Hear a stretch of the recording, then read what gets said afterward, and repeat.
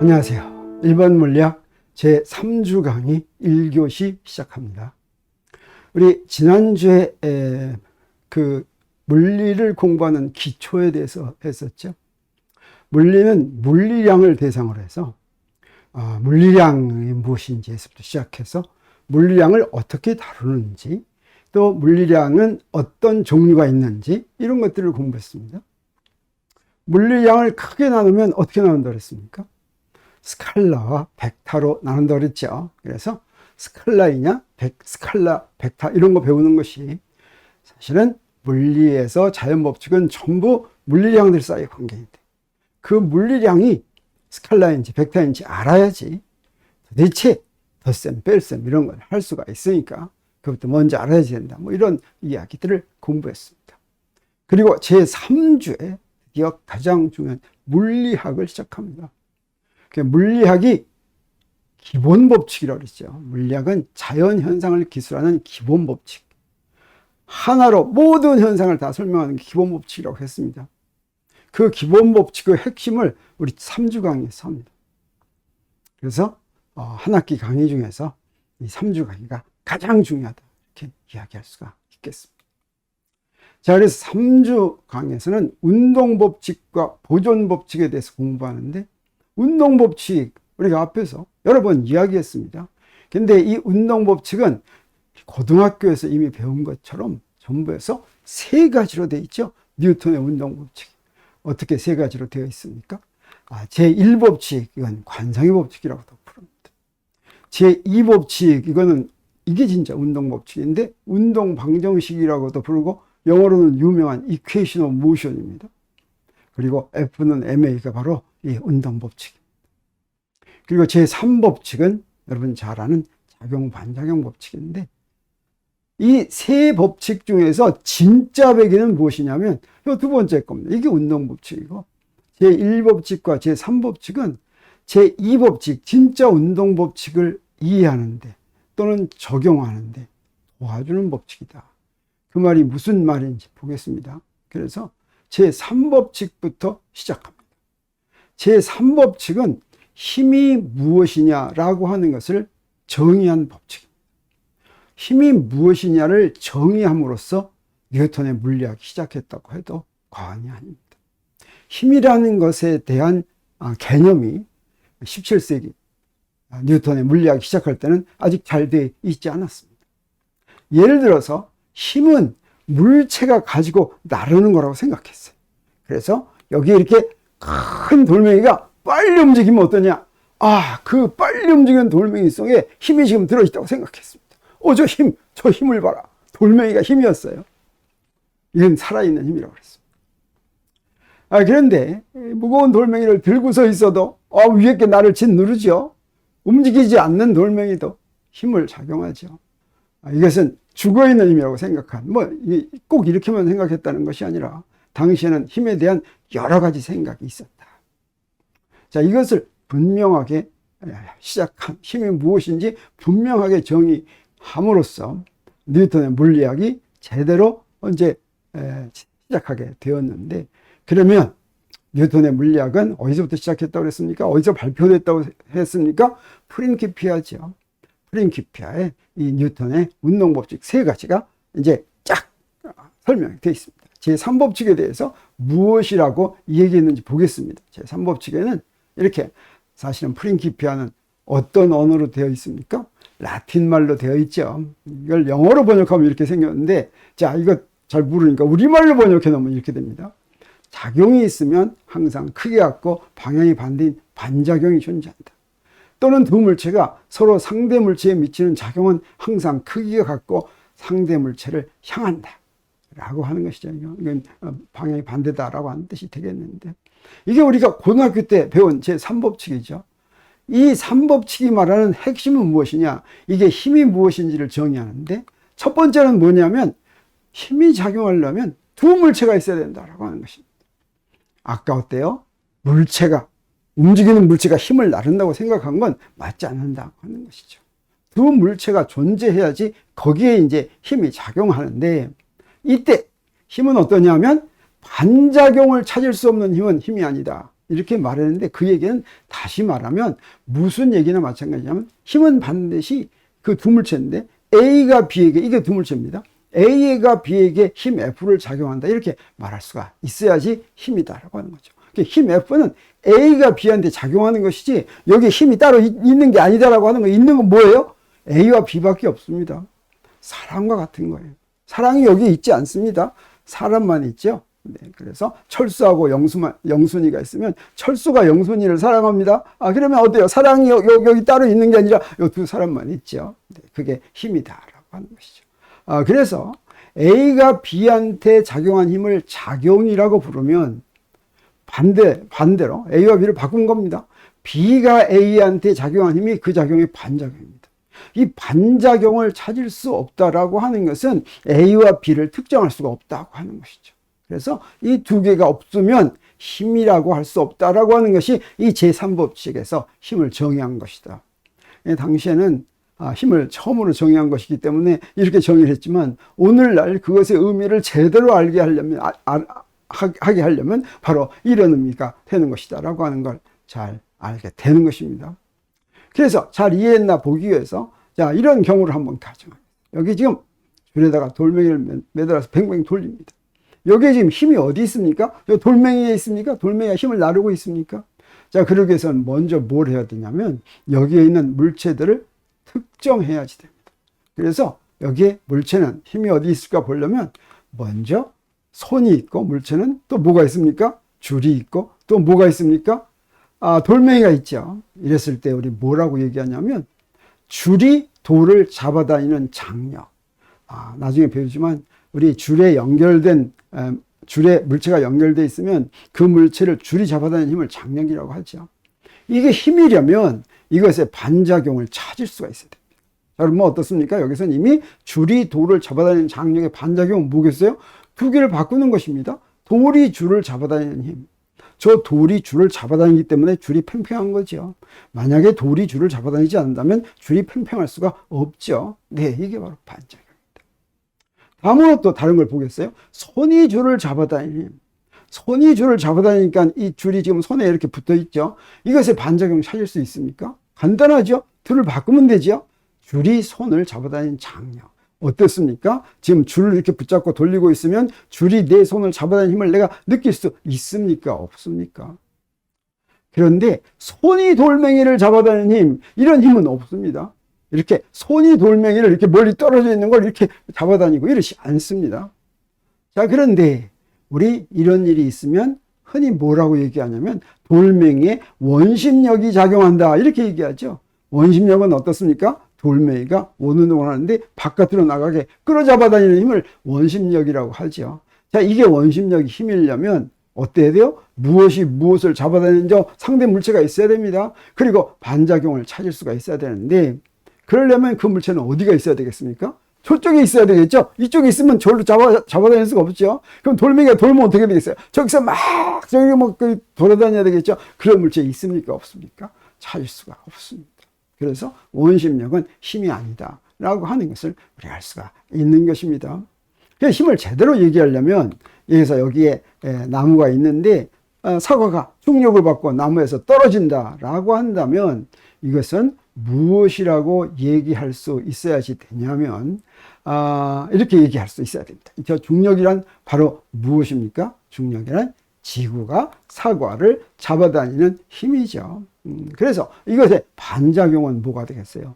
이것의 반작용은 사과가 지구를 잡아다니는 힘이다. 이렇게 얘기할 수가 있겠습니다. 중력의 반작용은 어떤 물체에 작용하는 중력의 반작용은 그 물체가 지구를 잡아다니는 힘이라고 하는 것을 우리 알아야지 되겠어요.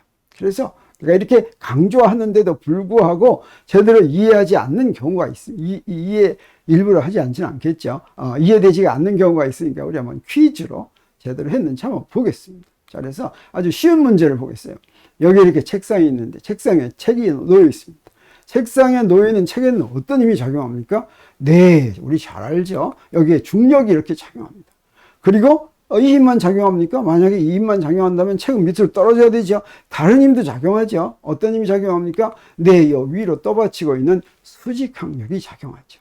그랬을 때 우리 이렇게 물어보는 것이죠. 책상 위에 책에 작용하는 중력의 반작용을 고르라. 이거 골라잡기입니다. 여기 4개 중에서 하나를 골라라 한다면 어떤 거겠는가? 여러분 이제 한번 골라보세요. 대강 골라집니까? 네. 그런데 이걸 반작용을 찾기 위해서는 뭐 여러분 이미 잘 찾은 사람도 있겠지만 반작용을 찾기 위해서는 어떻게 해야 된다고 그랬습니까? 이 중력을 따로 무엇이 무엇한테 작용하는 힘 이렇게 말할 수가 있어야 된다 그랬죠. 그래서 말하면 자, 이 책에 작용하는 중력은 어떻게 얘기해야지 돼요? 네, 그렇습니다. 네, 이 중력은 무엇이냐면 지구가 책을 잡아당기는 만유인력이죠. 그러면 이것의 반작용은 뭡니까? 간단하죠. 둘을 바꾸면 되죠. 책이 지구를 잡아당기는 만유인력입니다. 이거 몇 번입니까? 2번이죠. 그래서 여러분 맞았습니까? 자, 이렇게 맞춰야지 된다고 하는 것이죠. 그런데 힘이 무엇인지를 알려주는 법칙이나 식이 무엇이냐라고 물어보면 우리가 혼동하기가 쉬운데 힘은 이렇게 써있는 식들이 있습니다. 자, 아까 운동법칙 F는 MA에서도 힘은 이렇게 써 있었죠. 자, 이게 힘을 구하는 법칙인지 한번 보겠습니다. 자, 그걸 바로 운동법칙이라고 하는데 사실은 이 운동법칙은 힘을 구하는 법칙이 아닙니다. 힘을 구하는 법칙은 따로 있고 그걸 뭐라고 부르냐면 힘의 법칙이다 이렇게 부릅니다.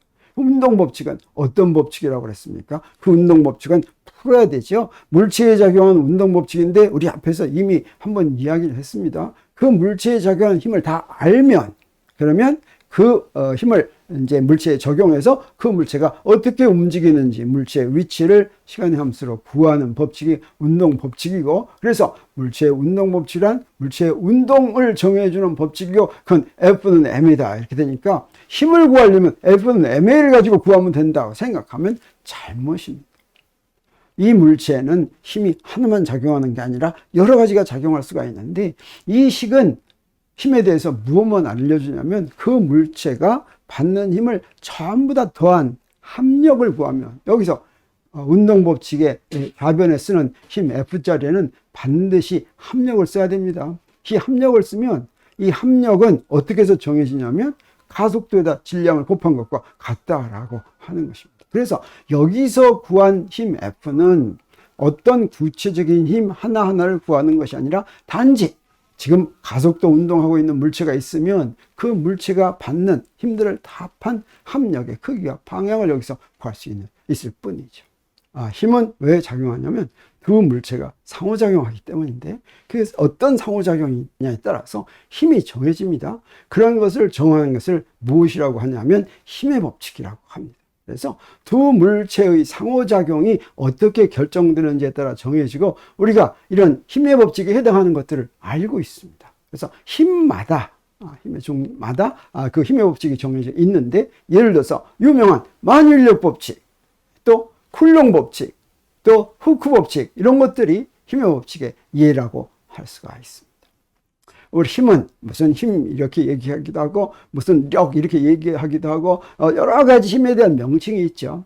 그 힘에 대한 명칭을 볼 것 같으면 힘을 구분하는 여러 가지 차이점을 우리가 알 수가 있는데 그래서 힘을 부르는 이름에 의해서 힘을 한번 나눠볼 것 같으면 힘의 법칙으로 정해지는 힘 이건 상호작용의 종류가 무엇인지를 이제 구하는 거죠. 개별적인 힘입니다. 그게 바로 만유인력, 중력, 전기력, 탄성력, 마착력, 핵력 이런 것들입니다. 그래서 만유인력, 중력은 서로 질량과 질량 사이에 작용한다는 의미에서 같은 힘입니다. 그런데 우리나라에서는 이 만유인력, 중력을 둘로 의미를 조금 가르고 있어요. 이걸 갖다가 영어로 번역하면 만유인력, 중력 전부 다 gravitational force 그래서 영어로는 하나입니다. 그런데 우리나라는 어떠냐? 어떤 걸 만유인력이라고 하냐면 지구와 인공위성 사이의 힘처럼 거리의 제곱에 반비례하게 표현하면 그걸 만유인력이라고 부르고 엄밀하게는 거리의 제곱에 반비례하지만 지상에서 움직이는 물체는 움직이는 거를 무시하더라도 거의 똑같이 mg라고 표현할 수가 있죠. 이렇게 mg라고 표현할 수 있는 것을 중력이라고 이렇게 부릅니다. 그리고 전하와 전하 사이에 작용하는 힘 이건 전기력 아까 쿨롱 법칙에 의해서 정해진다고 그랬죠. 뭐 이런 식으로 힘의 법칙으로 정해지는 힘들이 이렇게 있는가 하면 여기에 힘의 법칙으로 정해지지 않고 물체가 운동을 구속받아서 작용하는 힘이 있습니다. 그게 우리가 여러 번 이제 이렇게 듣는 장력과 수직항력인데, 장력과 수직항력은 물체가 가지고 있는 어떤 성질 때문에 작용하는 것이 아니라 물체가 움직이다가 중간에 벽을 만납니다. 그러면 벽이 운동을 방해합니다. 그래서 수직항력이 작용합니다. 물체에 줄이 연결되어 있으면 줄의 길이보다 더 멀리는 못 나가죠. 이렇게 운동의 구속을 받으면 장력이 작용하는데, 이런 걸 구속힘이라고도 얘기하고, 이런 구속 법칙은 무엇으로 결정이 되냐면 그 크기와 방향이 운동 법칙으로 정해진다라고 하는 것입니다. 어때요? 만율력이나 중력이나 이런 것들은 크기와 방향이 무엇으로 정해져요? 힘의 법칙으로, 각각 그 힘에 대한 힘의 법칙으로 정해지지만, 장력과 수직항력은 운동 법칙, 이 구속힘은 운동 법칙으로 정해진다라고 하는 이런 특징이 있습니다. 그리고 개별 힘이 아니지만 공통된 성질을 갖는 힘을 한꺼번에 부르는 이름이 있는데, 이게 뭐냐면 부심력. 부심력은 원운동 시켜주는 걸 몽땅 합해서 부심력이라고 부릅니다. 그래서 어떨 때는 장력이 원운동 시켜주기도 합니다. 어떨 때는 만율력이 원운동 시켜주기도 합니다. 어떨 때는 마찰력이 원운동 시켜주기도 합니다. 그렇지만 이런 것들이 다 한꺼번에 부심력이다 이렇게 부릅니다. 원운동을 시켜주니까. 보존력, 외력, 내력, 중심력 이런 것들은 어떤 성질, 공통된 성질에 따라서 한꺼번에 부르는 힘이라고 할 수가 있습니다. 그런데 력자가 붙었는데도 힘이 아닌 게 있습니다. 힘처럼 들려도 힘이 아닌 명칭, 그게 바로 뭡니까? 기전력. 이거는 전자기에 나오는 기전력인데, 이건 전혀 힘이 아닙니다. 사실은 전자기가 19세기에 발전하면서 굉장히 발전을 했어요. 근데 전기현상이란 눈으로 보이는 겁니까? 안 보이죠. 그런데도 전혀 보이지 않고도 전자기학을 수립하면서 무엇을 기준으로 삼았냐면, 당시에 그 전 세계에 알려진 역학을 기준으로 삼았습니다. 역학과 막 비교했어요. 그래서 서로 대응하는 역학에 해당하는 그런 명칭을 갖다 붙였는데, 사실은 나중에 알고 보니까 전혀 상관이 없더라. 기전력 힘하고는 아무 상관이 없더라. 그런 거죠. 뭐 전력, 원심력, 활력 같은 건 이거는 전혀 물리와는 상관이 없는 물리량도 아니다. 이렇게 얘기할 수가 있겠죠. 자, 그러면 우리 반작용을 잘 구할 수 있는지 한번 연습해 보겠습니다. 자, 다음 힘의 반작용을 구하라. 첫 번째, 책상 위 책에 작용하는 중력의 반작용을 구하라. 그럼 구할 수 있습니까? 없습니까? 자, 이걸 먼저 뭐라고 얘기했어요? 네, 이걸 다시 얘기해야 된다 그랬죠. 어떻게? 지구가 책을 잡아다니는 만율력이 중력이라고 그랬죠. 자, 그러면 이것의 반작용은 책이 지구를 잡아다니는 만율력. 물속에 잠긴 물체에 작용하는 부력. 이 부력은 사실은 뭐냐면, 물속에 들어가면 물이 물체를 이제 미는 그런 압력이 있습니다. 그 표면을 누르는 힘, 이걸 다 합하는 것이 부력인데, 그러면 이것의 반작용은 뭐가 되겠습니까? 네, 물체의 표면이 물체에 접촉한 물을 미는 힘, 이게 바로 반작용이 되겠죠. 단진자의 줄에 연결된 추에 작용하는 장력, 이건 무엇을 잡아다니는 거예요? 줄이 추를 잡아다니는 거죠. 그래서 반작용은 추가 줄을 잡아다니는 힘, 이렇게 얘기하면 되겠습니다. 그리고 달리는 자동차의 바퀴에 작용하는 마찰력. 이 마찰력은 무엇에 작용합니까? 노면이 바퀴를 미는 힘이죠. 이것의 반작용은 바퀴가 노면을 미는 힘이다. 이렇게 얘기할 수가 있겠습니다. 이것처럼 제3법칙은 힘이 무엇인지를 정의해 줬고, 우리가 힘을 제대로 이해하는데 도와준 법칙이다. 뉴턴의 운동법칙 F는 ma의 좌변에 F가 나오죠. 여기에 집어넣을 F의 성질이 무엇인가를 확실하게 해주는 법칙이 바로 제3법칙이다 라고 할 수가 있겠습니다. 자, 그러면 제1법칙은 어떠냐? 자, 제1법칙을 뭐라고 부르냐면 관성법칙이라고 하는데, 이 제1법칙은 관성계를 정하는 법칙이다 이렇게 얘기합니다. 그래서 우리 관성계가 무엇인지 제대로 이해해야지 되겠어요. 네, 이 관성계는 무엇이냐면 프린키피아에 나온 제1법칙, 아까 제3법칙처럼 볼 것 같으면 자, 이렇게 영어로 돼 있습니다. 네. 영어 잘하는 사람은 읽어보세요. 근데 이거 한국말로 번역하면 뭐냐면, 물체에 힘이 작용하지 않는 한 정지 상태에 있거나 또는 직선 위에서 일정한 속력으로 움직이는 물체는 그 상태를 그대로 유지한다. 여기서 이 상태는 속도를 얘기합니다.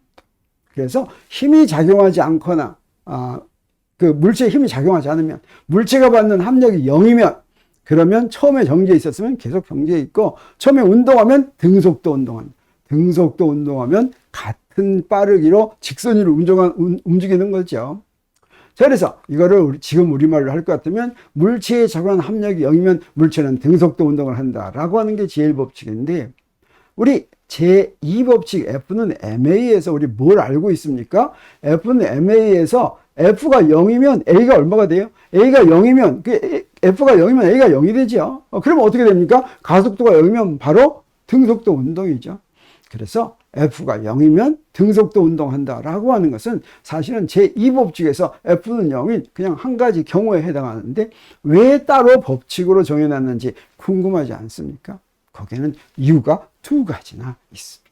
자, 이 이유를 우리가 잘 이해하는 게 좋겠습니다. 자, 그러면 역사적으로 볼 것 같으면 이 제1법칙, 관성의 법칙이 중요한 이유는 사실은 그 전까지는 아리스토텔레스가 뭐라고 그랬느냐. 어때요? 고대 그리스에서 막 자연을 관찰해가지고 지상법칙과 천상법칙을 발견했다고 그랬죠. 그때 지상법칙은 움직이던 물체도 결국 멈춘다라고 하는 거였습니다. 이것을 갈릴레이가 반박한 것이죠. 반박하기가 굉장히 어려운데도 우리 사고 실험을 통해서 이거 반박한 것이다, 그런 이야기를 우리가 배웠습니다. 그리고 갈릴레이는 멈춘 이유는, 이렇게 가다가 멈춘 건 바로 뭐냐, 힘이 작용하지 않아서가 아니라 마찰력이라는 힘을 받기 때문이다라고 하는 것이죠. 그래서 이 제1법칙은 사실은 갈릴레이가 먼저, 뉴턴의 운동법칙과 상관없이 갈릴레이가 먼저 발견했다, 또는 먼저 그것을 증명했다, 또 먼저 그것을 주장했다, 이렇게 이야기할 수가 있겠습니다. 그래서 뉴턴은 어떻게 했느냐, 바로 이 제1법칙은 갈릴레이가 발견한 것이다 라고 하는 것을 분명하게 따로 법칙을 세워가지고 이게 갈릴레이한테 그 공로를 분명하게 돌렸다라고 하는 중요한 의미가 있다고 하겠습니다. 그런데 사실은 실질적으로 더 중요한 이유가 있습니다. 그래서 아까 뭐라고 그랬습니까? 제1법칙과 제3법칙은 뉴턴의 제2법칙을 적용하는데 도움이 되는 부수적인 법칙이라고 했죠. 자, 그 두 번째 법칙이 더 중요한 법칙이 있는데, 바로 그게 바로 뭐냐면, 물체의 운동을 기술할 때는 우리가 어떻게 해야 된다고 그랬습니까? 우리가 지난주에 강조했었죠.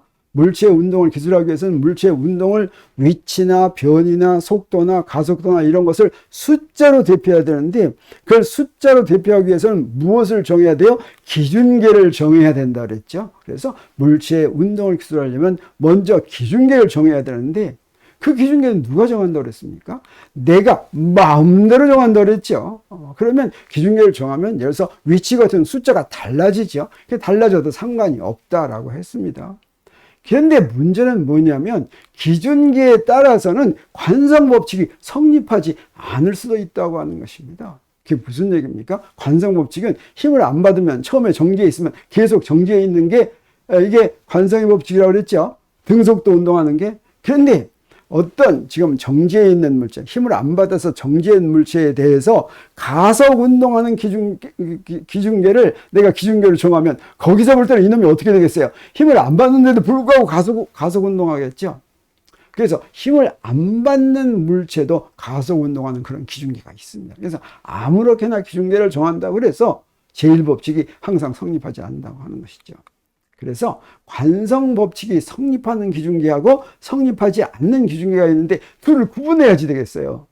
그래서 관성법칙이 성립하는 기준계를 관성기준계다, 이렇게 부르는 것입니다. 그러면 어떻게 되겠어요? 그런데 관성법칙이 성립한 관성계를 해놓으면 더 중요한 건 뭐냐면, 뉴턴의 운동법칙 제2법칙 F는 MA에도 관성계에서만 성립한다는 것이죠. 그래서 어떻습니까? F는 MA를 적용하려면 먼저 내가 정한 기준계가 관성계인지를 확인해야 되겠죠. 그런 점에서 이 제1법칙이 꼭 필요하다라고 하는 것입니다.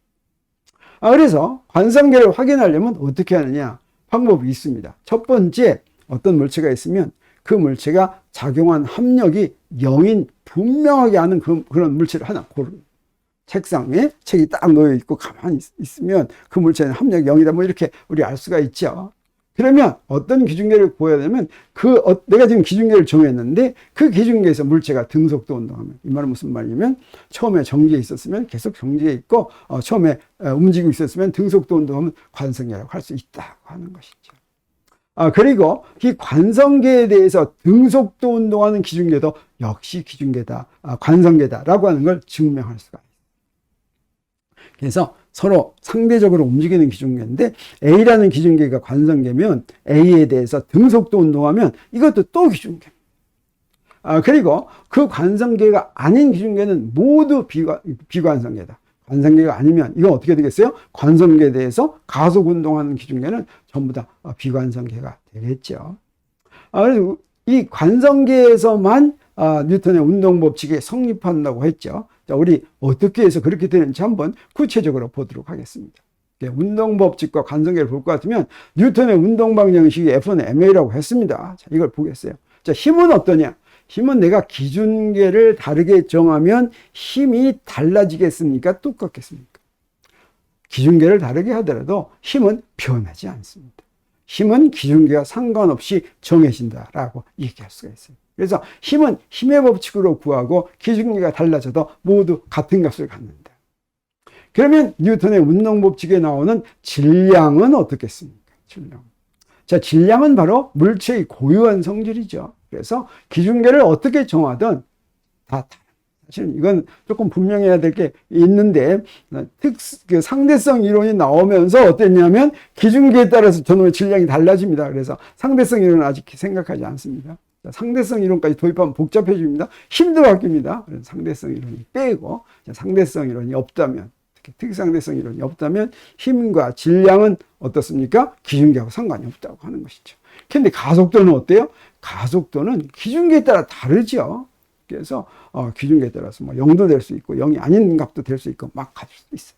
그래서 F는 M가 이렇게 쫙 있는데 여기서 F하고 M은 미리 정해졌습니다. 기준계하고 상관없이. 근데 A는 여러 가지 값으로 정할 수가 있다고 그랬죠. 그래서 이 등식이 성립하도록 여기에 식을 대입해가지고 등식이 성립하도록 A가 정해지는 기준계라면 어떻게 돼요? 그러면 그게 바로 관성계다라고 하는 거죠. 근데 여기다 이렇게 곱했더니 이 식이 성립하지 않도록 되는 그런 기준계라면 이건 바로 무엇이에요? 이건 바로 비관성계다라고 하는 것입니다. 자, 이해가 잘 됩니까? 안 됩니까? 아직도 이해가 잘 안 됩니까? 자, 그러면 한번 연습 문제를 제가 퀴즈를 한번 해가지고 여러분이 제대로 이해하는지 보겠어요. 자, 이 퀴즈를 제대로 풀면 관성계와 비관성계를 바로 잘 적용할 수가 있을 것 같습니다. 자, 그러면 자, 여기에 관성계 이 중에서 자, 기준계가 4개 있습니다. 여기에 기준계 있고 그 기준계에서 잰 힘 있고 질량 있고 가속도가 있는데 자, 4개 이렇게 정해진다고 하겠어요. A 기준계에서는 힘이 10이고 질량이 2고 가속도 측정했더니 2라고 하겠어요. 똑같은 물체입니다, 지금. B 기준계에서는 힘과 질량은 바뀌면 안 되겠죠. 근데 그 기준계에서는 가속도가 3이에요. C 기준계에서는 힘, 질량 똑같죠. 가속도가 5입니다. D 기준계에서는 힘, 질량 똑같은데 가속도는 7이다라고 한다면 이 중에서 어떤 기준계가 관성계겠습니까? 전부 다 관성계입니까? 보면 어때요? 힘은 질량 곱하기 가속도가 같아야 되겠죠? 그래서 A 기준계는 질량 곱하기 가속도가 4입니다. B 기준계는 6이고 C 기준계는 10이고 D 기준계는 14죠. 그래서 여기서 관성계는 어떤 거밖에 없습니까? 그렇죠. C 기준계밖에는 없다라고 하는 것을 우리가 알 수가 있습니다. 그래서 관성 기준계와 비관성 기준계를 비교하면 우리 이렇게 얘기할 수가 있습니다. 자, 관성계와 비관성계가 이렇게 있는데 이거 영어로는 뭐라고 그러냐면 영어는 이너셜, 관성계를 이너셜 플로우입니다. 이렇게 얘기합니다. 비관성계는 non inertial flow입니다. 그리고 관성계의 정의 뭐라고 얘기할 수가 있겠어요? 관성법칙이 성립하는 기준계다. 그럼 비관성계는 어떻게 되겠어요? 관성법칙이 성립하지 않는 기준계다. 그럼 여기서는 뉴턴의 운동법칙이 어땠습니까? 관성계에서만 성립한다고 그랬죠. 그래서 F는 ma가 적용되는 기준계. 비관성계는 어떻습니까? F는 ma가 적용되지 않는 기준계. 그리고 어떤 한 기준계가 관성계인지 알면 어때요? 그 관성계에 대해서 등속도 운동하는 기준계는 모두 다 관성계다라고 하는 걸 우리가 알았죠. 그런데 비관성계는 어떻게 되겠습니까? 어떤 한 관성계에 대해서 가속 운동하는 기준계가 있다면 그 기준계는 비관성계다라고 하는 것을 알 수 있습니다. 그래서 우리 간단한 예로 이 두 개, 비관성계에서는 뉴턴의 운동법칙이 성립하지 않는 경우를 이렇게 보도록 하겠어요. 여기 버스가 있는데 버스가 지금 등속도 운동하면 버스 지구에 대해서 등속도 운동하면 우리 이거 할 수 없습니다. 이 버스가 지면에 대해서 가속도 운동한다고 하겠습니다. 그리고 지면은 관성계다 이렇게 생각했어요. A 기준계는 지면에 고정된 기준계로 관성계다 이렇게 얘기하겠습니다. 그러면 기준계를 어디다 고정시켜요? 버스에다 고정시킨 기준계를 비기준계라고 한다면 그러면 비기준계는 관성계겠습니까? 아니겠습니까? 네, 관성계인 A 기준계에 대해서 가속 운동하니까 비관성계죠. 자, 그래서 여기서부터 우리 보겠습니다. 여기서부터 우리 여기 버스에 볼 것 같으면 손잡이가 이렇게 달려 있는데 버스가 가속 운동할 때하고 등속도 운동할 때하고 손잡이가 매달린 모양이 다릅니다. 버스가 등속도 운동하고 있으면 손잡이가 지면으로 이렇게 수직 방향으로 이렇게 내려와 있는데 가속도 운동하고 있으면 이렇게 비스듬하게 있어요. 그거 여러분 봤습니까? 생각납니까? 이거 알 수가 있죠. 그래서 이 손잡이의 가속도를 보면 지금 이러면서 계속 갑니다. 그러면 손잡이의 가속도는 얼마입니까? 이렇게 얘기하면 그 손잡이의 가속도는 어떤 기준계에서 봤냐에 따라 다릅니다. 이 손잡이의 가속도를 A 기준계에서 보면 얼마겠어요? 손잡이의 가속도는 A 기준계 지면입니다. 지면에서 보면 손잡이는 버스하고 같이 가니까 버스의 가속도하고 같아요. 그래서 여기 손잡이의 가속도 ACA는 A다 이렇게 쓸 수가 있습니다. ACA에서 첨자 CA 이렇게 썼는데 이때 두 번째 거가 기준계, 그 다음에 첫 번째가 물체입니다. 그래서 C라는 물체가 C가 버스가 되겠어요. 그래서 A 기준계에서 본 버스의 가속도는 A다. 그리고 ACB는 버스에 고정된 B 기준계에서 본 버스가 되겠어요. 그건 어떻게 돼요? 그건 버스에서 버스 위에서 그 손잡이를 보면은 가속도가 얼마입니까? 안 움직이고 있죠. 가속도만 0이 아니라 위치도 0이고 거기를 원점으로 정했다면 근데 속도도 0이고 전부 다 0이죠. 그래서 여기서 비기준계에서 보면 가속도가 0이다 이렇게 얘기할 수가 있겠어요. 그런데 손잡이에 작용하는 R자 힘은 얼마입니까? R자 힘은 어떻게 구할 수가 있냐면 손잡이에는 여기에 중력이 작용하고 장력이 작용하고 두 개를 합한 것이죠. 근데 장력과 중력을 합하면 그 두 개가 일직선상에 있지 않으니까 두 개를 합한 게 0이 아니죠. 그래서 이 손잡이에는 R자임 F가 0이 아니다라고 하는 걸 알 수가 있고 이 F 값은 A 기준계에서 보나 B 기준계에서 보나 달라지지가 않습니다. 똑같다라고 하는 것이죠. 그래서 여기서 이제 뉴턴의 운동법칙을 세워보겠습니다. 그랬더니 F는 A 기준계에서는 어떻게 세워야지 돼요? F는 MACA 그래야 되겠죠. 그 다음에 B 기준계에서는 어떻게 세워야 돼요? F는 MACB 이렇게 세워야 되겠죠. F하고 M은 두 개가 똑같으니까. 근데 F는 지금 0이 아닙니다. 그런데 ACB는 어떻게 돼요? ACB는 0이니까 F는 0이 아니고 ACB는 0이니까 네, 첫 번째 경우는 이거 성립할 수가 있지만 두 번째 건 절대로 성립하지 않죠. 그래서 비관성계인 비기준계에서는 뉴턴의 운동법칙이 성립하지 않는다라고 하는 것을 우리 알 수가 있습니다. 그런데 우리 지난주에 무슨 얘기를 했었냐면 물리량이라는 게 어떻게 해서 만들어졌냐면 직관적으로 금방 처음부터 알고 있던 물리량도 있지만 자연현상을 기술하기가 좀 어려워지면 학자들이 새로운 물리량을 막 만든다고 그랬죠. 물리에서 그렇게 새로운 물리량으로 만들어진 첫 번째가 바로 뭐냐면 1과 에너지입니다. 그래서 1과 에너지가 무엇인지 먼저 소개하고 1과 에너지가 어떻게 만들어지게 됐는지 하는 것을 차차 보기로 하겠습니다. 자, 그러면 먼저 일을 이해하려면 힘을 이해해야 되는데 힘은 어땠습니까? 반드시 누가 힘 작용해야 되죠. 그래서 여기가 A가 B에게 힘 F를 작용한다 이렇게 얘기할 수가 있습니다. A가 사람이고 힘이 상자가 되겠어요. 자, 그러면 일은 어떠냐면 일은 어때야지 일을 한다고 하냐면 힘을 작용하면서 밀고 가야지 됩니다. 그래서 이렇게 밀고 갔어요. 그러니까 어디서부터 어디까지 밀고 가요? 시작에서부터 끝까지 있다면 밀고 가는 동안에 한 일이 있습니다. 그래서 밀고 간 게 D라고 한다면 우리 A는 B에게 W를 1이라고 하면 W는 FD만큼의 일을 한다. 이렇게 이야기를 할 수가 있습니다. 이 일은 사실은 여기서 우리 간단하게 얘기했는데 이건 1차원에서 얘기했습니다. 3차원에서 얘기한다면 일정한 힘 F 벡터입니다. 작용하면서 변이 D만큼 가면 두 개한테 작용한 일은 어떻게 정의가 되냐면 W는 F.D 다시 말하면 두 개의 스칼라 곱으로 정의가 됩니다. 그래서 두 개의 스칼라고 보면 어떻게 돼요? FD 코사인 세타고, 세타는 사이각이죠. F와 D 사이의 사이각. 자, 1은 스칼라 양입니다. 근데 우리 잘 알고 있는 것처럼 힘하고 변위는 벡터양이죠. 근데 힘하고 변위를 곱해서 1을 만들었으니까 스칼라를 만들려면 어떻게 해야 됩니까? 스칼라 곱을 해야죠. 스칼라 곱하면 FD 코사인 세타가 됐죠. 그래서 이 FD 코사인 세타가 이제 1이 됐는데, 이 1이 0이면 1 안 한 거죠.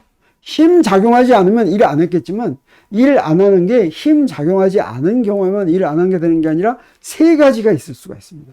1은 FD 코사인 세타니까 각각의 인자가 0이면 1을 안 한 게 되겠죠. 그래서 1을 하지 않은 경우, 이게 0이 되는 경우는 첫 번째는 뭐가 있어요? 힘의 크기가 0이면 이거 1을 하지 않은 경우다. 이렇게 얘기할 수가 있겠고. 그 다음에 D, 변위가 이동하지 않았으면 1을 한 것이 아니다. 그리고 세 번째는 뭐냐면 코사인 세타가 0이면 어떨 때 0입니까? 세타가 90도면, 그렇죠? 0이죠. 이건 무슨 얘기입니까? 힘의 방향과 내가 힘을 작용했는데 힘을 작용한 방향과 이동시킨 방향이 서로 수직이면 1을 한 것이 아니다. 이렇게 얘기할 수 있다고 하는 것이 아주 중요한 것입니다. 그래서 아무리 큰 힘을 작용했더라도 그 힘의 방향과 90도로 이동을 했으면 그러면 1을 한 것이 아니다. 이렇게 얘기할 수가 있습니다. 자, 그러면 에너지는 어떻게 되냐? 우리 에너지는 무엇입니까? 라고 하면, 우리 앞에서 대학교에 오면서 무엇입니까? 하면, 고등학교 때 배운 것보다 조금 달라진 경우가 있었는데, 에너지는 달라지지 않습니다. 에너지, 고등학교에서 뭐라고 배웠습니까? 일을 할 수 있는 능력이라고 배웠죠. 이거 똑같습니다. 그래서 일과 에너지가 일하고 관계 있는데, 이거 얘기하는 방법이 조금 다릅니다. 일은 어떻게 얘기하냐면 이렇게 얘기합니다. 일은 A가 B에게 W만큼의 일을 한다. 그래서 일을 할 때는 A와 B가 반드시 있어야 됩니다. 이거는 힘과 마찬가지입니다. 힘이 A와 B가 있어야지 힘을 얘기할 수 있는 것처럼, 힘이, 그러니까 힘을 작용하면서 이동시키는 거니까 A와 B가 있어야 됩니다. 그래서 A가 B에게 W만큼 일을 한다. 이렇게 얘기하는데, 에너지는 어떠냐? 에너지는 그렇지가 않고 A의 에너지가 2다. 이렇게 얘기합니다. 그래서 A에서 B한테 W만큼 일을 하면 어떻게 되냐면 A와 B의 에너지가 바뀝니다. 일을 할 수 있는 능력인데, 일을 하려면 어때야 되겠어요? 내가 일을 가지고 있어야 되겠죠. 일을 할 수 있는 능력을 가지고 있어야 되겠죠. 그래서 누구한테서 내가 일을 받으면 나의 일의 능력이 커집니다. 그래서 근데 이 W는 0보다 작을 수도 있어요. 아까 어땠습니까? W는 FD 코사인 세타였죠. 세타가 90도보다 더 크면 코사인 세타가 음수입니다. 이렇게 일이 음수일 것 같으면 좀 복잡해지는데, 먼저 일이 양수라면 어떻게 되냐? 일이 0보다 크면, 그러면 A의 에너지가 줄었습니다. 1만큼. 그리고 B의 에너지는 1만큼 증가합니다. 그리고 일이 0보다 작으면 어떠냐? 0보다 작은 일을 받았다고 하는 것은 A의 에너지가 오히려 더 커집니다. 얼마만큼? 그 음수인 일의 절대값만큼 A의 에너지가 증가하고 B의 에너지는 음수인 일을 받으면 에너지가 감소한다. 이렇게 이야기할 수가 있습니다. 그런데 우리 이 에너지가 증가하고 에너지가 감소한다고 했는데, 그냥 에너지 하면 무슨 에너지인지 모릅니다. 에너지 앞에는 꼭 무슨 말이 붙어 있어요. 그래서 이걸 에너지의 형태라고 하는데, 우리 잘 아는 것처럼 운동 에너지, 그러죠? 어떤 물체의 운동 에너지가 얼마다. 그냥 에너지가 그게 뭔지 잘 모릅니다. 포텐셜 에너지, 그러죠? 열 에너지, 그러죠? 이런 식으로 에너지에는 질량 에너지, 우리가 나중에 특성대성 보면 질량도 에너지 일종인 것을 아는데, 자, 이렇게 에너지는 여러 가지 형태로 존재하고, 이처럼 이렇게 형태로 존재하는데, 우리 무엇을 아냐면, 내가 어땠습니까? A가 B한테 일을 하면, 0보다 큰 일을 하면 에너지가 증가한다 그랬죠? 어떤 에너지가 증가할지는 미리 정해져 있지 않습니다. 경우마다, 케이스마다, 조건마다 달라진다라고 하는 것이죠. 그래서 일을 받으면 에너지가 증가한다고 그러는데, 어떤 형태의 에너지든지 조건만 맞으면 증가할 수 있다라고 하는 것이죠. 그러니까 내가 에너지 받으면 질량 에너지가 증가할 수도 있습니다. 질량이 더 커질 수도 있죠. 열 에너지가 증가할 수도 있고, 운동 에너지가 증가할 수도 있고, 그렇다고 하는 것을 우리 알게 됩니다.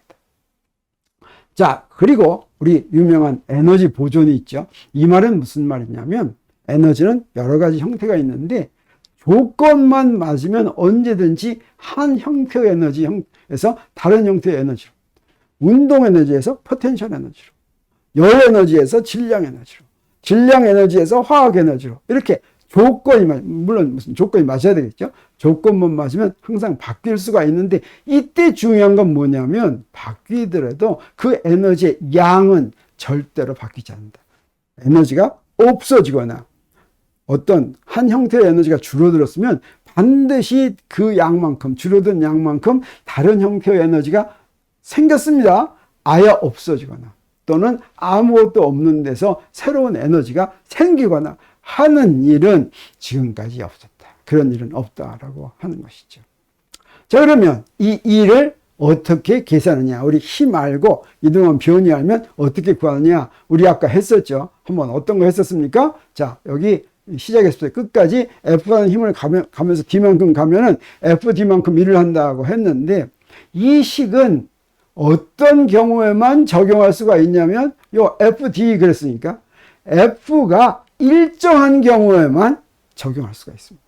FD 하려면 근데 가는 동안 F가 점점 커졌어요. 그러면 F 자리에 어떤 F를 넣어야 되겠습니까? 점점 커졌으면 곤란하죠.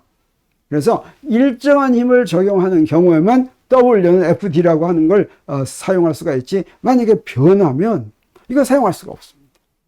자, 그러면 어떻게 해야 되느냐? 자, 그거 알기 위해서 우리 미분과 적분을 알아야 됩니다. 그래서 우리 물리 어렵다고 생각하는 사람들 또 수학도 싫어하는 사람도 많지만 대학생 되면 어떻게 해야 되느냐? 네, 미분, 적분 이거 기본으로 알아야지 됩니다. 특히 물리는 수학을 언어로 사용하기 때문에 미분과 적분을 제대로 이해할 것 같으면 아주 복잡한 거를 쉽게 표현할 수가 있습니다. 자, 그러면 미분과 적분은 굉장히 어렵겠습니까? 사실은 그렇지가 않습니다. 여러분처럼 인하대학교, 공대나 인하대학교 자연과학대에 들어온 사람이면 미분, 적분 충분히 잘할 수가 있습니다. 전혀 어렵지가 않아요. 자, 그래서 먼저 미분부터 조금 설명하겠습니다. 자, 미분하고 정의하려면 어려우니까 무엇 먼저 정의하면 좋냐면 차분 먼저 정의하면 좋습니다. 차분은 앞에 델타자를 쓰는 거예요. 델타는 그리스 문자죠. 알파, 베타, 감마, 델타. 저 델타는 세모는 이 감마 델타의 대문자가 되겠습니다. 이 델타는 어떻게 정의되는 거냐? 디퍼런스예요. 차이예요. 그래서 델타 x는 x 프라임 빼기 x. x 프라임은 나중에 x 값입니다. 이게 막 변할 때 나중 값에서 처음 값 뺀 거. 델타 A는 A 프라임 빼기 A. 델타 Y는 Y 프라임 빼기 Y 이런 겁니다. 자, 그럼 미분은 어떠냐? 이거 차분 이해하기 쉽습니까? 어렵습니까? 굉장히 어렵습니까? 아니죠. 쉽죠. 미분은 바로 차분과 똑같습니다. 이 미분은 델타 대신에 D자를 쓰는데 dx. 이건 x의 미분이다 이런 뜻이에요. 이것도 x 프라임 빼기 x라는 의미에서 똑같은 미분입니다. 근데 이 미분은 뭐라고 영어로는 얘기하냐면 디퍼런셜 이렇게 얘기하죠. 그런데 차분의 일종인데 이 차분의 경우에는 크기가 얼마든지 클 수가 있고 뭐 얼마든지 작아도 좋습니다. 근데 매우 작은 차분. 그래서 수학적으로 이제 이때부터 이제 어려워지죠. 뭐 이런 식으로 델타 x인데 델타 x가 0으로 무한히 가면 또는 x 프라임 빼기 x인데 x 프라임이 무한히 x까지 가까이 가면 이러면 미분이다 이렇게 얘기하는데 자, 이런 식은 필요가 없습니다. 실제로 어떨 때 차분이 얼마나 작으면 우리 미분이라고 할 수 있을 것인가 하는 것이죠. 얼마나 작으면 간단한 조건이 있습니다. 그게 바로 뭐냐면 제곱하면 무시할 수 있을 때 우리가 미분이다. 이것만 기억해 두면 나중에 미분 적용하는데 전혀 문제 없다. 그래서 먼저 미분은 어려운 게 아니라 그냥 차분이다. 나중값이 처음 뺀 거예요. 근데 좀 작아야 된다. 얼마나 작은지 알아야 될 필요가 있을 때는 제곱하면 무시할 수 있으면 그러면 그것이 미분이다라고 하는 것이죠. 자, 그러면 우리 이 미분을 무엇할 때 필요하냐면 변한 힘을 받고 움직일 때 일 계산하려고 합니다. 그래서 여기에 이렇게 x로 가는데 여기에 y는 fx라는 힘을 y라고 놓겠어요. 이렇게 변한다고 하겠어요. 자, 그럼 이렇게 변하고 있으면 어떻게 하냐? 이걸 좀 근사적으로 어림셈을 하기 위해서 처음에 계산하기가 어려우니까 이렇게 구간으로 나눕니다. 그래서 여기 i번째 구간에서 받는 힘이 fxi다 이렇게 얘기하겠어요. 그리고 거기에 조그만 간격을 이렇게 생각합니다. 간격 다 똑같이 델타 x라고 하겠어요. 이 x의 차분 이렇게 됩니다. 그러면 이 차분 동안은 f값을 또 다 같게 하겠어요. 다 같다고 가정하겠어요. 그러면 원래하고 약간 차이가 나죠. 그래서 요 작은 구간 동안의 한 일은 어떻게 계산할 수가 있냐면 그 작은 구간 동안의 한 일을 델타 W 이렇게 표시하겠습니다. 1의 차분이 되겠어요. 작은 구간. 그거는 fxi에다가 뭐만 곱하면 되냐면 델타 x를 곱하면 되겠어요. 그러면 실제 한 일보다는 조금 차이가 나죠. 자, 그래서 요거 이렇게 근사하고, 그러면 A에서 B까지 이동시키는 동안 한 일은 요것들을 다 더하면 되겠어요. 요 다 더한 건 뭡니까? fxi에다가 델타 x를 곱해가지고 i는 1부터 n까지 전부 다 쫙 다 더하면 되겠죠. 이게 바로 근사적인 식이 되겠습니다. 이렇게 하면 근사적인 식이 되는데, 이걸 어떻게 하면 정확한 식이 되냐면, 이 차분을 작게 만들어요. 작게 만들면 만들수록 어때요? 오차가 작아지겠죠. 얼마나 작게 만들어요? 이것을 미분으로 만들 것 같으면, 그래서 여기 A에서 B까지 있는데 여기에 X라는 곳에서의 힘이 Fx라고 하겠어요. 그리고 그 간격을 dx 미분이라고 한다면 그 미분은 너무 작아서 그 사이에는 F가 변하지 않습니다. 이건 미분의 정의가 되겠어요. 그러니까 이건 근사적으로 안 변하는 게 아니라 이건 진짜로 안 변한다. 이게 미분의 의미가 되겠어요. 자, 그러면 어떻게 하면 되겠습니까? 요 동안의 dw는 1의 차분입니다. 근데 작아요. 요 동안에는 fx, dx 이렇게 구하면 되겠죠. 이때 fx는 안 변하니까 요거 정정당당하게 는 근사 표시 안 쓰고 는 써가지고 dw는 f, dx다 이렇게 쓸 수가 있겠습니다. 그리고 이것을 다 더한 거, A에서 B까지 다 더한 거를 뭐라고 썼냐면, 요 다 더한 거, 아까 차분으로 할 때는 더하기 표시했죠? 요거 미분으로 할 때 더하기를 적분이라고 얘기하는 것입니다. 그래서 적분이라는 건 바로 차분으로 한 거 다 더한 거예요. 그래서 적분은 그냥 더하기다. 그랬더니 어떻습니까? A에서 B까지 dx, fx 했더니 이게 바로 힘 F를, 변하는 힘을 작용하면서 한 일을 구한 것이다. 정리하면, 근데 지금 이거는 우리가 1차원 문제에서만 한 것입니다. 1차원 문제에서는 일정한 힘이 작용할 때는 W는 FD 이렇게 계산을 할 수가 있는데, 변하는 힘은 어떻다 그랬습니까? 변하는 힘이 작용할 때는 우리 이렇게 FX, DX에서 A에서 B까지 이렇게 적분을 하면 된다 그랬죠.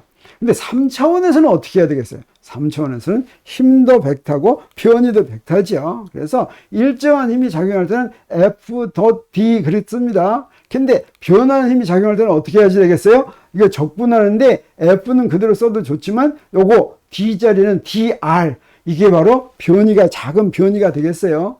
변이. 그러니까 요렇게 적분하는데, 요렇게 적분한 것을 뭐라고 얘기하냐면, 이제 물질 3차원에서는 요거 이동시킬 때 어떤 경로를 따라서 이동시켰는지에 따라서 더해주면 다르겠죠. 이걸 뭐라고 부르냐면 이걸 바로 선적분이다 이렇게 부릅니다. 그래서 우리 E를 계산할 때는 경로 C에 따라서 선적분을 해서 주어지는 것이죠. 아까 우리가 적분할 때 어떻게 했습니까? 1차원에서는 자, 이렇게 적분을 했었죠. 그래서 요거를 시그마 f xi 델타 x를 요거를 적분으로 만들었더니 어떻게 됐어요? 적분 dx fx 이렇게 됐죠. 자, 그러면 요거를 3차원에서는 어떻게 하느냐? 경로가 이렇게 생겼다고 하겠어요. 경로. 그러면 이 경로에 대해서 작은 구간을 이렇게 하나씩 다 만들겠습니다. 1차원에서는 그게 그냥 델타 x로 다 같았지만 3차원은 조금 다르겠어요. 그래서 각각의 구간마다 델타 R1만큼 가는데 그때 작용한 힘이 FR1이고, 델타 R2만큼 가는데 그때 작용한 힘이 FR2고, 델타 R3만큼 가는데 그때 작용한 힘이 FR3고, 뭐 이러면 이걸 어때요? 다 스칼라 곱해가지고 더하는 거. 그게 바로 무엇입니까? 시그마 FRI 돗 델타 RI 한 거, 이걸 다 더한 거. 이게 바로 근사적으로 E를 표시한 거죠. 그런데 이걸 이제 정확하게 하려면 어떻게 돼요? 델타 R을 DR로 바꾸고 가서 다 더하면 이게 바로 뭐가 됩니까? 이게 바로 적분이 되죠. 그리고 이 적분을 할 때는 어때요? 이 3차원 공간에서 경로를 따라서 하는데 이 C라고 하는 경로가 바로 뭐냐면 이 경로다. 그걸 갖다가 여기다가 적분 밑에 C라고 쓴 게 어떤 경로로 적분한다라고 하는 뜻이 되겠습니다. 3차원에서 할 때는 이런 선적분을 해야지 된다고 하는 거죠. 그러면 이런 선적분을 하려고 그러면, 야, 이거 어려워서 나 못해 라고 하는 사람이 있습니까? 없습니까? 네, 뭐 없기를. 지금 한번 내가 예를 한번 해보겠습니다. 그래서 선적분 연습을 한번 하겠습니다. 우리 FR이 R이라고 해요. 제일 쉬운 거 한번 하기 위해서 R이라고 그냥 하겠어요. 자, 그리고 여기 먼저 면 위에서 움직인다고 하겠어요. 그러면 먼저 선적분할 경로를 하나 정합니다. 그래서 첫 번째 경로를 한번 여러 개 해보겠어요. 그래서 여기에 지금 빨갛게 표시한 원점에서부터 저 4, 4까지로 가는데, 갈 때 첫 번째는, 자, 이런 경로를 한번 따라서 가겠어요. 경로 C1은 뭐냐면, 자, y는 제로고 x는 4를 따라가는 거예요. y는 제로에서 x는 제로에서 4까지. y는 제로라는 건 뭡니까? x축이죠. 자, 이렇게 따라가는 겁니다. 그 다음에 y는 4는 y축에 평행한 거죠. 자, 이런 경로를 C1 경로다라고 하겠어요. 또 하나는 이 두 점을 직접 가보겠어요. 그래서 이렇게 쫙 가겠습니다. 그러면 이 경로에 대한 식은 어떻게 되겠어요? y는 x 이렇게 되겠죠. 그리고 x의 구간은 어때요? 제로에서 4까지 이렇게 가겠습니다. 또 하나는 저기 y축에 있는 4라고 하는 점이 중심인 원호를 따라가도록 하겠어요.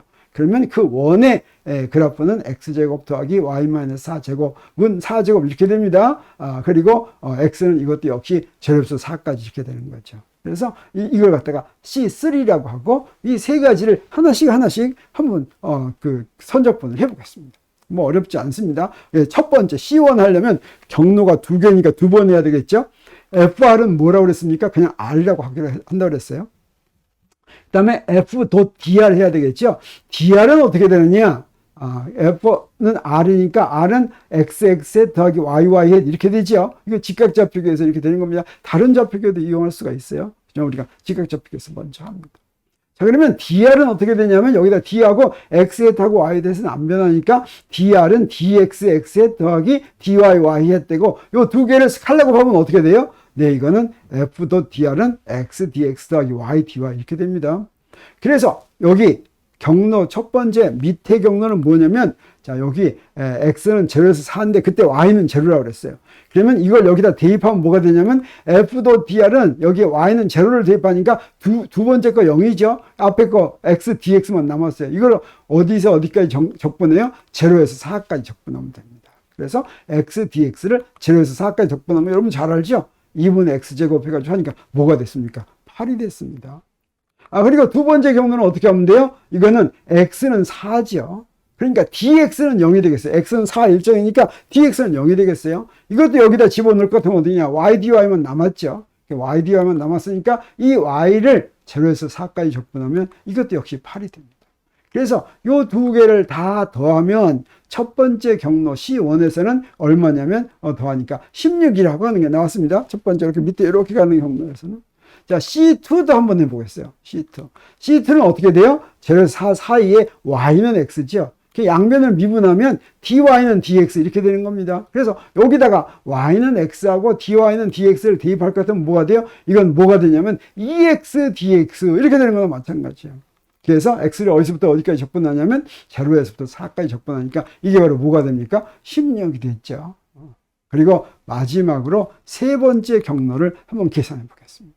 세 번째 경로 계산하면 세 번째 경로는 뭐라고 그랬어요? 자, 이런 원을 따라서 한다는 것인데 요거 하기 위해서 먼저 한번 이 양변을 미분하면 어떻게 됩니까? 양변 미분하면 2x 좌변은 2x dx 더하기 2배 y-4 하고서 dy 이렇게 됩니다. 그리고 우변은 상수니까 0 이렇게 되죠. 자, 이걸 가지고 이걸 정리하면 뭐가 되냐면 자, 이렇게 돼요. x dx 더하기 y dy는 4 dy. 그러니까 여기다가 x dx 더하기 y dy가 뭐예요? 4 dy죠. 그래서 요것을 4 dy를 y를 어디서부터 어디까지? 제로에서 4까지 적분을 하겠습니다. 그래서 적분을 하면 뭐가 되냐면 네, 요거 16 나왔죠. 그래서 한번 아까 구한 거 경로 3개 나온 거에 대해서 구해봤더니 어떻게 됩니까? 첫 번째 경로에서 16, 두 번째 경로도 16, 세 번째 경로도 16이니까 경로가 달라도 적분값은 다 같은가 보구나 이런 생각이 납니까 안 납니까? 항상 그렇겠습니까? 안 그렇겠습니까? 항상 그렇지는 않습니다. 특별한 경우에 그런데 그런 특별한 경우에 그 특별한 경우를 내가 미리 알 수 있으면 그러면 이렇게 경로마다 다 계산하겠습니까? 안 하겠습니까? 안 해도 되겠죠. 그 특별한 경우에 해당한다면 실제 경로가 굉장히 복잡하다고 하더라도 간단한 경로로 계산하는 수도 있겠죠. 그래서 이 문제의 경우 경로가 달라도 선적분 결과가 모두 같은데 이 선적분 경로가 달라도 경로가 같을지 미리 아는 방법이 있을까라고 하는 겁니다. 네, 그게 있는데 그건 우리가 조금 이따가 우리 배우도록 하겠습니다. 그리고 우리 면적분도 해야지 되는데 면적분 하기 위해서는 우리 뭘 알아야지 되냐면 면벡터라고 하는 걸 알아야지 됩니다. 그러니까 면벡터는 어떻게 생긴 거냐면 이렇게 면이 있어요. 이 면을 벡터로 표시하는데 이 면을 벡터로 표시할 때는 벡터로 표시한다고 하면 크기와 방향을 어떻게 표시할지를 정해야 되겠죠. 자, 크기는 바로 뭐가 되겠어요? 크기는 면의 넓이를 정하는 게 그 면 벡터의 크기라고 생각하면 되겠죠. 방향은 어떤 방향이 좋냐면 방향은 하나로 정할 수가 있어야 되는데 면 위에 있는 방향이면 방향이 하나가 아니죠. 하나를 내면 어떻게 되냐? 반드시 면의 수직인 방향이어야 됩니다. 면의 수직인 방향만 하나인 방향으로 이렇게 정할 수 있다라고 할 수가 있습니다. 자, 그런데 여기 어떤 면이 있으면 그 면의 수직인 방향은 어떻게 돼요? 두 개가 있죠. 이 두 개 중에 하나는 내가 골라서 사용하면 됩니다. 그래서 면 벡터는 어떻게 주어지냐면 크기에다가 그 면 벡터의 방향 n 햇을 곱한 것인데 그랬을 때 면 벡터의 방향은 둘 중에 하나를 고른다고 했는데 이런 폐곡면이 있어요. 이렇게 어떤 무엇의 전체를 둘러싸는 면. 그랬을 때의 면 벡터의 방향은 폐곡면으로 둘러싸였으면 바깥으로 나오는 방향을 면 벡터의 방향으로 정한다. 이건 약속으로 정해져 있습니다.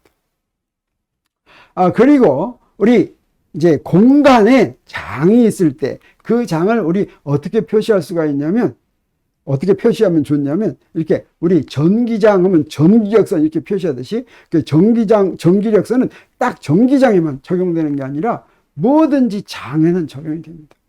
그래서 함수가 공간의 함수인데 벡터면 그게 벡터장인데 이런 벡터장은 무엇으로 표시할 수가 있냐면 벡터장 선으로 그래서 이런 식으로 그려서 할 수가 있는데 이때 이 벡터장 선은 어떻게 그린 거냐면 벡터장 선을 그릴 때 얼마나 촘촘하게 그리느냐 그리고 방향이 어떤 방향이냐 근데 이때 그 방향은 그건 벡터장의 방향과 같고 그건 뭐냐 어떤 점에서 벡터장은 그 벡터장 선의 접선 방향과 같게 이렇게 그린 것입니다.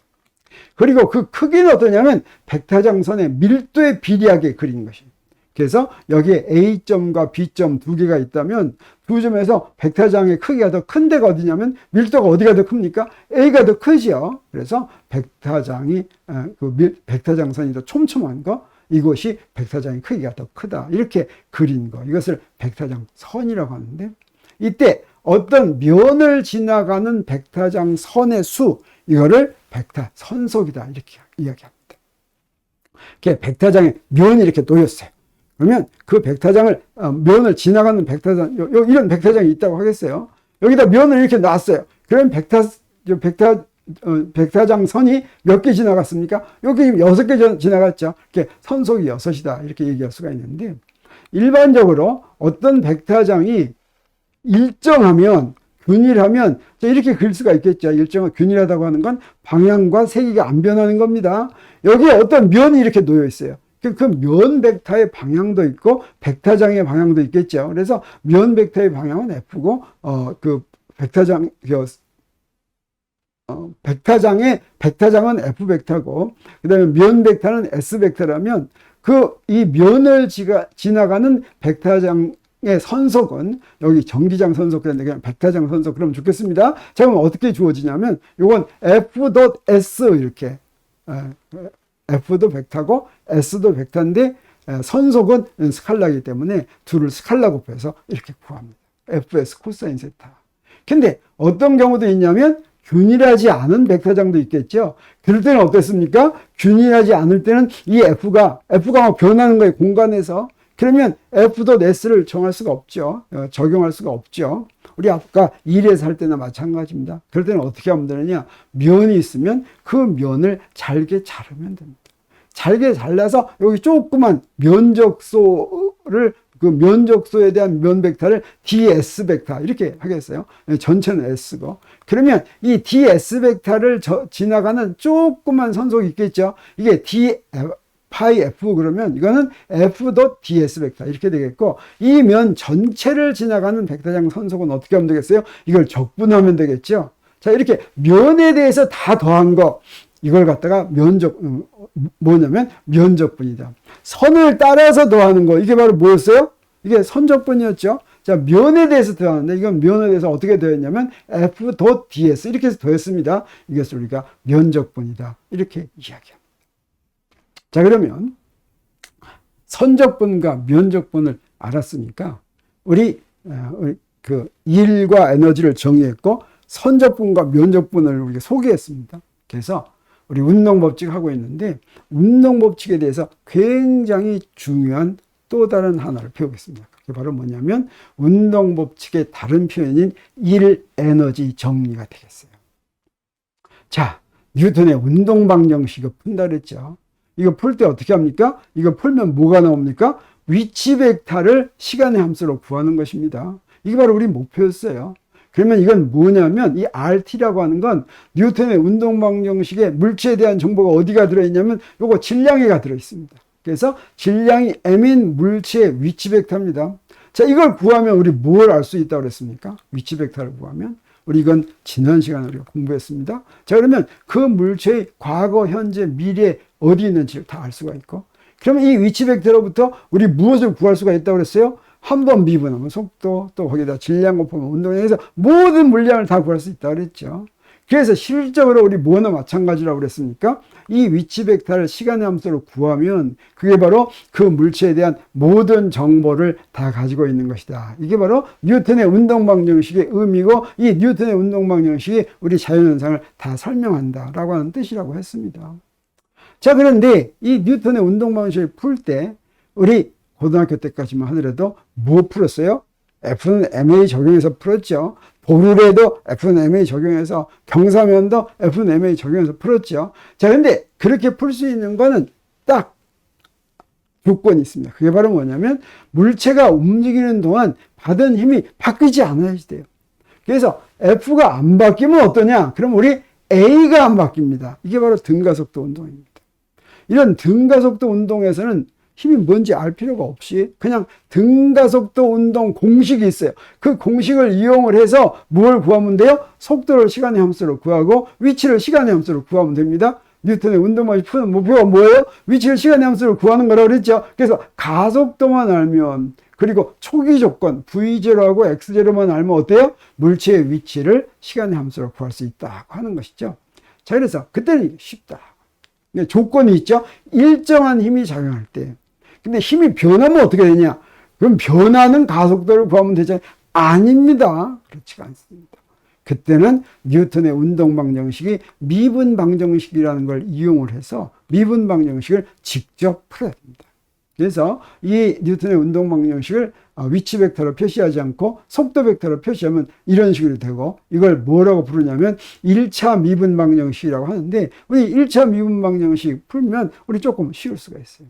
그래서 근데 이것도 이거 1차 미분방정식이 힘이 무엇이냐에 따라서 쉽게 풀이를 구할 수도 있고 굉장히 어려워질 수도 있다고 하는 거죠.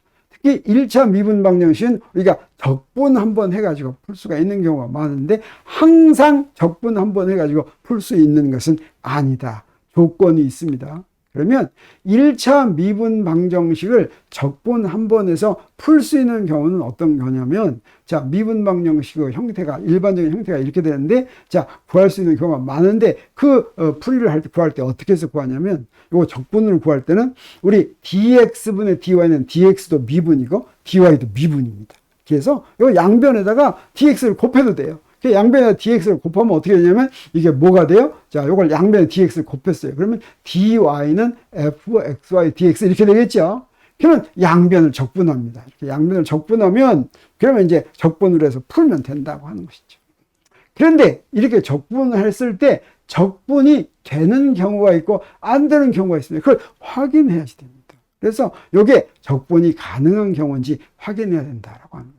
그러면 적분이 가능한 경우에 대한 조건은 뭐냐면, 조건이 이렇게 생겼어요. 자, 이런 경우가 있다면 가장 일반적으로 이거를 고쳐 놓을 것 같으면 이런 식으로 고쳐 놓을 수가 있어요. 지금 변수가 x하고 y 두 개라면 좌변은 적분 변수가 dx고 우변은 적분 변수가 dy일 때 이런 식으로 고쳐 놨는데, 이때 f1과 f2를 이 적분에 대한 피적분 함수라고 그러죠.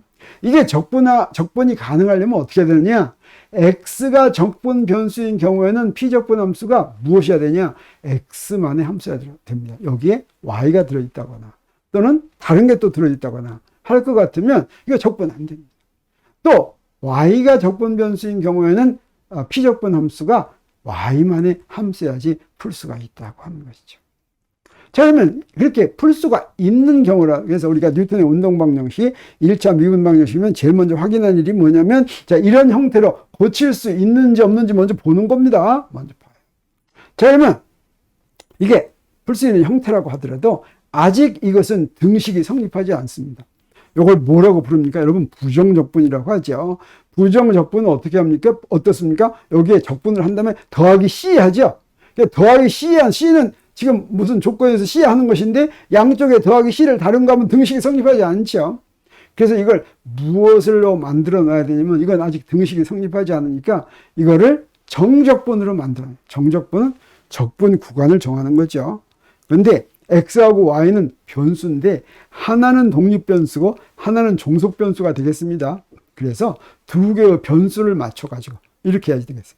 만약에 X가 독립변수라고 한다면 이거를 X1에서 X2까지 적분하고 이거는 Y1에서 Y2까지 적분했다면 두 개가 무엇이 맞아야 되냐면 여기에 밑에 적분 구간의 Y1은 X1으로 구한 Y1이어야 됩니다.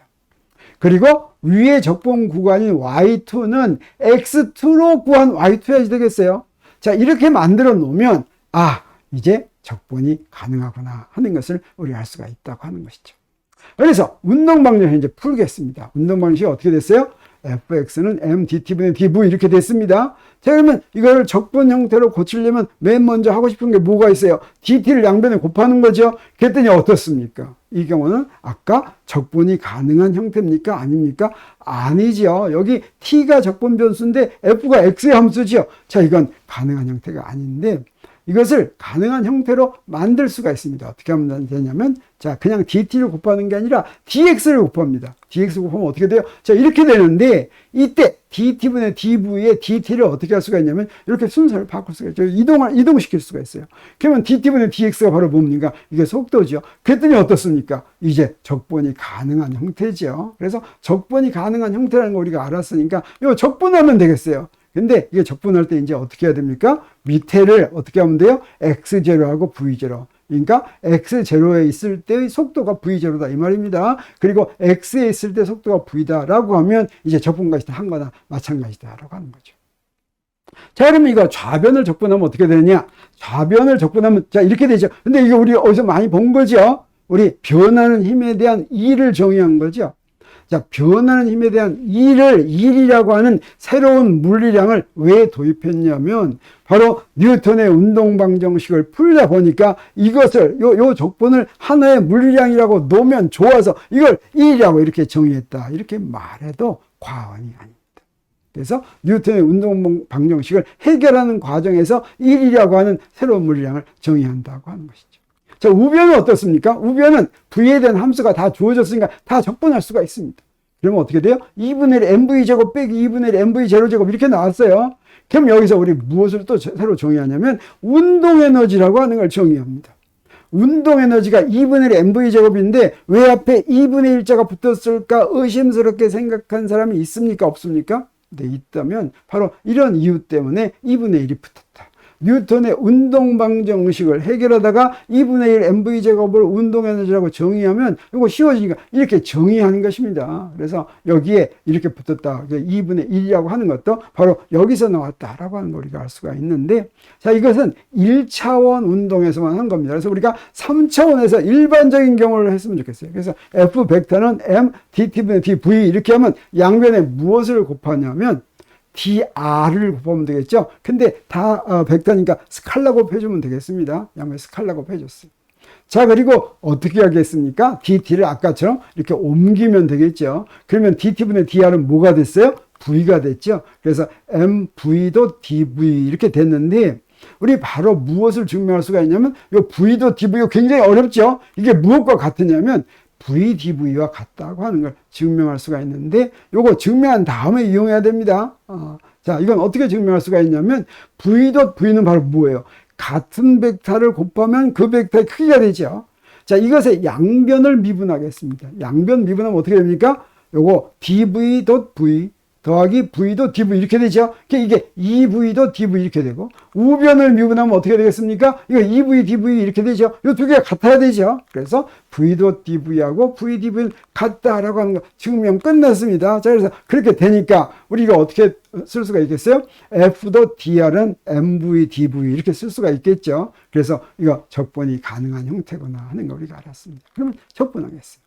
그래서 이렇게 적분했더니 어떻게 됩니까? F도 dr은 어디서부터 어디까지 적분합니까? R0에서부터 R0일 때 속도가 V0입니다. 그 다음에 R에 있을 때 속도가 V면, 자, 그러면 등식도 성립하죠. 자, 이렇게 해서 우리 이제 3차원의 뉴턴의 운동방정식을 적분했습니다. 자, 이렇게 적분했으면 우리 양변을 한번 적분해가지고 구했죠. 그러면 우리 좌변이 어떻게 돼요? 이 좌변이 바로 뭐냐면, 네, 요거 힘 FR을 작용하면서 R0에서 R까지 이동하면서 한 1이죠. 이걸 한 1로 이렇게 정의하겠습니다. 이게 바로 뭡니까? 이게 선적분이죠. 그래서 이렇게 선적분으로 1이라고 하는 걸 정의했다. 그리고 아까 우변의 결과는 무엇이 나왔습니까? 우변의 결과로부터 우리 운동에너지 똑같이 3차원의 경우에도 똑같은 2분의 1 mv제곱 빼기 2분의 1 mv제곱 이게 나왔죠. 그래서 여기서부터 운동에너지를 3차원에서도 역시 2분의 1 mv제곱이라고 이렇게 정의할 수 있다고 하는 것을 우리가 알았습니다. 자, 그러면 우리 안 것을 한번 정리해 보겠어요. 자, 여기서 뭐가 알았냐면, 자, F는 mt분의 dt분의 dv 이게 운동 법칙이었어요. 이걸 한번 적분해가지고 어떻게 만들었습니까? 이렇게 만들고 나서 우리 어땠습니까? 좌변을 뭐라고 정의했어요? 1이라고 정의하고 우변을 운동에너지 변화량이라고 이렇게 정의했죠. 이걸 우리가 뭐라고 부르냐면 1에너지 정리라고 부릅니다. 자, 이것은 운동 법칙을 그냥 한번 적분만 했을 뿐입니다. 그 내용이 달라지지 않았어요. 그래서 이 1에너지 정리는 운동 법칙하고 똑같은 법칙입니다. 똑같은 식이나 마찬가지. 똑같은 목적으로 사용이 되는 겁니다. 그래서 자, 운동 법칙을 풀어서 우리 구하는 목표가 뭐예요? 물체의 위치를 시간의 함수로 구하는 거라고 그랬죠. 1에너지 정리도 마찬가지야. 이거 한번 적분해 놓은 거예요. 이거 2차 미분 방정식이니까 두 번 적분을 해야 되는데 1에너지 정리는 한 번 적분해 가지고 이제 위치를 시간의 함수로 구할 수 있게 되는 것입니다. 똑같은 것을 구하는 거예요. 똑같은 내용이다. 그래서 물체에 작용하는 합력이 물체에 한 일은 물체의 운동에너지 변화량과 같다라고 말로 하는 이 1에너지 정리가 운동의 법칙 대신 어떤 경우에 대신 사용하면 좋습니까? 힘이 일정하지 않고 변하면, 우리 힘이 일정하면 그냥 1에너지 정리 적용할 필요 없이 그냥 가속도 가지고 구하면 된다고 그랬죠. 등가속도 운동이니까. 근데 힘이 변할 것 같아요. 움직이는 동안에 힘이 변하면 1에너지 정리를 이용해서 문제를 풀면 좀 쉬워진다 하는 거죠. 그래서 우리가 강조할 건 뭐냐면 1에너지 정리는 뉴턴의 운동 법칙과 똑같은 내용이다라고 하는 걸 우리 강조를 해야 되겠습니다. 그리고 1에너지 정리는 물체에 변하는 힘이 작용하는 경우에 편리하게 이용이 된다라고 하는 걸 우리가 알 수가 있겠고, 우리 1에너지 정리에 의하면 합력이 한 일은 반드시 운동에너지가 된다고 하는 걸 우리가 알 수가 있습니다. 그래서 우리 무엇을 지금 했냐면 앞에서 뉴턴의 운동법칙 세 가지 배웠죠. 세 가지 중에서 두 가지는 뭐라고 했습니까? 첫 번째는 관성의 법칙은 관성계를 정하는 데 이용이 된 것이고, 세 번째 작용 반작용 법칙은 힘이 무엇인지를 아는 데 정한 것이고, 진짜는 운동 법칙인데 이 운동 법칙을 그냥 풀어도 되는데 만약에 작용하는 힘이 변할 때는 어때요? 이걸 한번 적분하는데 한 번 적분한 것을 쉽게 나타낼 수 있게 하기 위해서 새로운 물리량인 1하고 운동에너지를 정의할 것 같으면 합력이 한 일은 운동에너지 변화량과 같다라고 하는 1에너지 정리에 도달한다라고 하는 거죠. 그래서 1에너지 정리는 역학에서 새로운 법칙이 아니라 뉴턴의 운동 법칙 F는 ma하고 똑같은 법칙이다. 그래서 운동 법칙은 뉴턴의 운동 법칙이다 이런 말을 하지만 1에너지 정리는 무슨 이름이 안 붙어 있습니다. 뭐 다른 사람이 새로 발견하는 사람이 있다는 게 아니에요. 그냥 운동 법칙을 바꿨을 뿐입니다. 어떻게 바꿨어요? 새로운 물리량으로 바꿨을 뿐이다 라고 하는 것을 우리 알 수 있습니다. 자, 그러면 이거 가지고 우리 어떻게 할지 우리 제 2교시에 더 자세하게 배우기로 하겠습니다. 자, 제 1교시는 이것으로